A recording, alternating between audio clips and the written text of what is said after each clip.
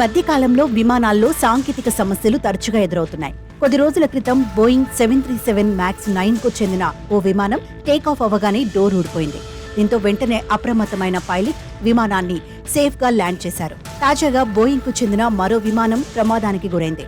Denver నుంచి takeoff అయిన south west airlines కు చెందిన విమానం ఇంజిన్ పై ఉన్న కవర్ అకస్మాత్తుగా ఊడిపోయింది. దీంతో రెక్కలపై ఉన్న కొంత భాగం దెబ్బతింది. ఇది గమనించిన ప్రయాణికులు కేకలు పెట్టడంతో వెంటనే అప్రమత్తమైన పైలట్ విమానాన్ని ల్యాండ్ చేశారు. పెను ప్రమాదం తప్పడంతో ప్రయాణికులు ఊపిరి పీల్చుకున్నారు.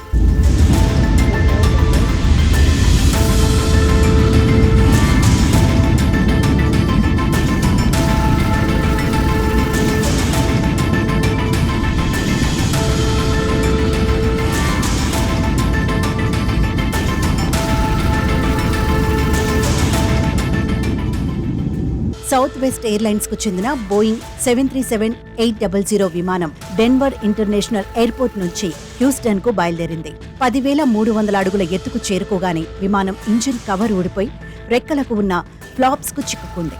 ఈ ఘటన జరిగిన సమయంలో విమానంలో 135 మంది ప్రయాణికులు, 6 సిబ్బంది ఉన్నారు. విమానం కవర్ ఊడి గాల్లో కొట్టుకుంటున్న వీడియోను ప్యాసింజర్లు సోషల్ మీడియాలో పోస్ట్ చేయడంతో వైరల్ గా మారింది.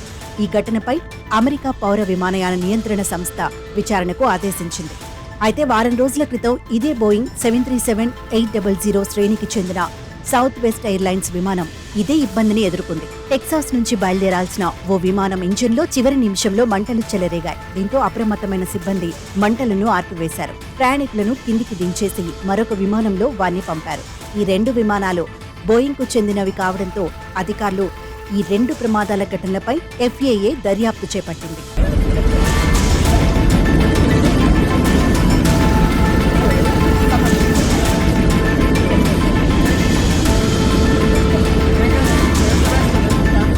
సాధారణంగా ఇంజిన్ కవర్లు బయట నుంచి వచ్చే చెత్త వస్తువులు ఇంజిన్లోకి వెళ్లకుండా అడ్డుకుంటాయి. వాణిజ్య విమానాల్లో ఈ ఇంజిన్లు కనిపించవు.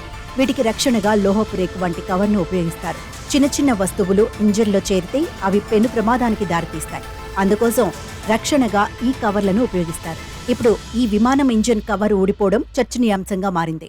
బోయింగ్ 737 MAX 9కు చెందిన విమానాలు ప్రమాదాలకు గురవడంతో కొద్ది రోజుల క్రితమే 171 విమానాల సర్వీసులను నిలిపివేశారు. ప్రయాణానికి సురక్షితమని తేలే వరకు వాటిని నేలకే పరిమితం చేస్తామని అమెరికా ఏవియేషన్ రెగ్యులేటర్ తెలిపింది.